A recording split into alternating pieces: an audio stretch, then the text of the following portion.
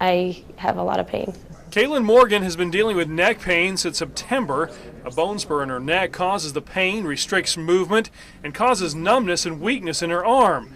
And as a gymnast, it's creating a number of challenges. To be able to move and use my arm is my main thing. I can no longer hold myself up on a bar or do a pull-up. So now she's getting help from neurological surgeon Dr. Tim Johans. Before the week's end, Morgan will have a device called a Prestige Cervical Disc implanted in her neck. This does not add any additional time, energy, effort, risk, or money to the surgery as it presently exists. Once in place, Dr. Johans says his patient will again have reduced, if not eliminated, pain, complete use of her arm, and most importantly, full range of motion. What this technique does through the Prestige Cervical Disc is it allows me to put in a technology or a hardware system that allows normal full range of motion of the neck to bring it back to its natural movement. That's the one thing the previous method of surgery lacked. Until now, people like Morgan had two options: live with the pain or get the affected vertebrae fused together, which severely reduced the neck's range of motion.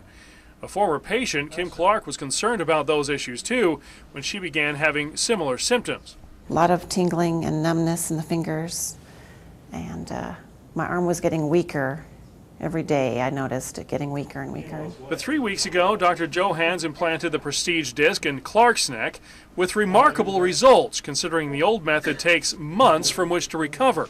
I was back to work last week, full-time. And according to Johans, Clark's recovery seems to be right on par with just about every patient he's seen. After this surgery, they're going to be going back to work a lot faster, probably 3 weeks or a month.